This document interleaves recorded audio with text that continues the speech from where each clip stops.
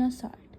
As they have no lone pair left on nitrogen, they are not nucleophilic and hence reaction does not occur. Guys, हम start कर रहे हैं reaction of first amine.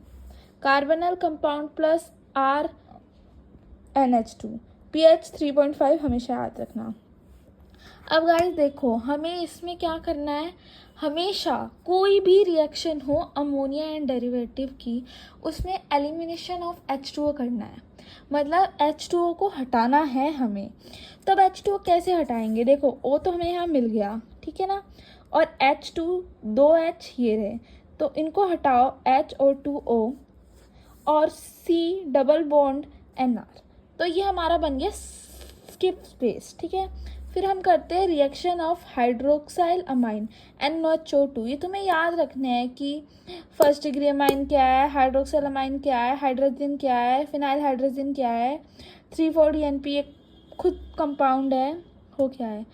अभी ये सारे name तुम्हारे नए हैं, ये धीरे धीरे तुम सीखोगे ना, याद करोगे, रिपीट करना. रिएक्शन मैंने आज पढ़ा है 10 बार, अपनी कॉपी पे लिखो, जब जाके तुम्हें याद होंगी. So now reaction with hydroxyl amine. Hydroxyl amine क्या है? NH2OH. तो C double bond O NH2OH, pH हमेशा 3.5. तो फिर हमें अब क्या करना है? H2 हटाना है, ठीक है. तो अब इसमें ना एक बात है कि तुम H2O किससे हटाओगे. तो अभी तो तुम्हें दिख रहा है कि हाँ यहाँ H खाली है तो तुमने हटा दिया, मतलब जहाँ दो H है वो हटाना है. सिंपल सी बात है, सिंगल H को तुम्हें छूना ही है, जहाँ दो H साथ में हटा दो.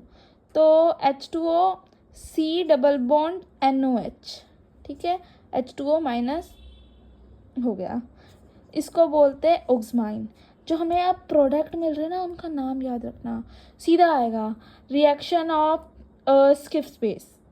अब तुम्हें कैसे लिखोगे, ये थोड़ी लिखना है, पूरा लिखना है. Reaction with 1 degree amine gives skip space oxamine. फिर आता है रिएक्शन ऑफ हाइड्रोजन. हाइड्रोजन क्या आता है बच्चों? H2N NH2, ठीक है. अब देखो, इसमें तो दोनों ही डबल H है, मतलब H2 है, तो तुम किसी को भी ले लो, उससे कोई फर्क नहीं पड़ता है, और किसी भी साइड से ले लो, ठीक है. तो बट हमेशा याद रखना, जब तुम C से ज्वाइंट करोगे ना, उल्टा मत कर देना कि मान लो तुमने ये H2 ले लिया, तो मैम हम कर देते हैं अब C डबल बॉन्ड H2NN. वो तो तुम्हें पता ही है, इतना तो लाइक तुमने 11th में सीखा ही है कि तुम वो क्यों नहीं कर सकते, तो वो मैं नहीं बताती.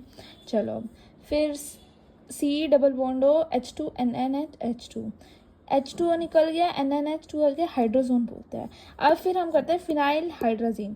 फिनाइल हाइड्रोजन का देखो कैसे बनता है, ये फिनाइल है, यहाँ हाइड्रोजन हमने ऊपर ही सीखा था, तो अब H2NNH, ठीक है ना. pH वही लेना है.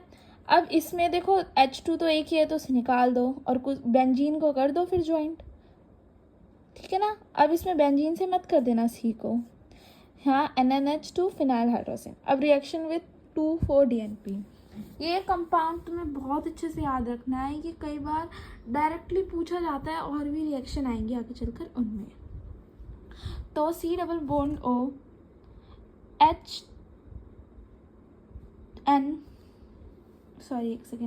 H2NNH, बेंजीन NO2 3,4-डाई नाइट्रोफिनाइल हाइड्रोजन, pH 3.5. अब इसमें गाइस H2 हटा दो, फिर से वही, और NN2 तो है ही, और H2O माइनस आ गया, है ना. तो ये बनता है 2,4,3 नाइट्रोफिनाइल हाइड्रोजोन. इसके बाद हम करते हैं very very very important reaction. अभी मैं आपको खुद ही लिख के दिखाऊंगी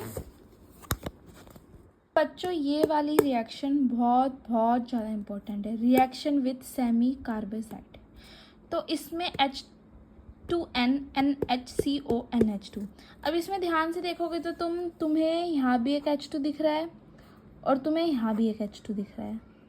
बट इसमें हम ये नहीं कर सकते कि हमने यहाँ से ले लिया, यहाँ से ले लिया, हमारी मर्जी नहीं, इसमें मर्जी नहीं चलेगी.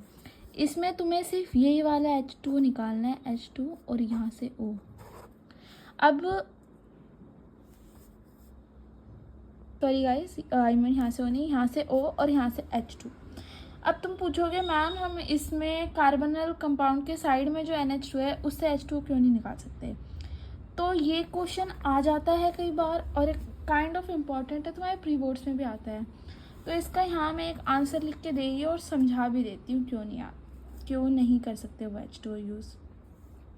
तो जो ये NH2 है ये डायरेक्टली कार्बोनल कंपाउंड से अटैच्ड है और ये रेजोनेंस में आता है, तो इन्वॉल्व है। तो हम, तुम्हें पता है रेजोनेंस को हम कभी छू ही नहीं सकते, हटा ही नहीं सकते उसका इलेक्ट्रोनेगेटिविटी NH2 पे जो, क्योंकि जो इलेक्ट्रोनेगेटिविटी है ऑफ NH2 वो डिक्रीज़ हो जाती है CO2 के साथ एंड वो न्यूक्लियोफिलाइक एक्ट ही नहीं करता।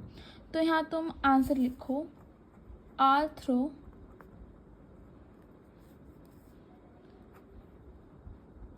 मैं यहाँ लिख देती हूँ और आप वो देख लेना, ठीक है ना।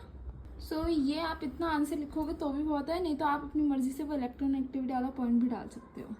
So thank you guys and thank you everyone. तो आई होप आपको पसंद आई ये। अभी ये मेरी फर्स्ट वीडियो थी, तो देखो क्वालिटी, स्पीकिंग ऑफ स्किल्स, ये सब भी थोड़ी लो होगी, मैं मानती हूँ, but the main thing is I want to get you know that मैंने जो रिएक्शन कराई है और जो मैंने बताई है मोस्ट इम्पोर्टेंट, वो बहुत बहुत इम्पोर्टेंट है। तो please do that. Thank you.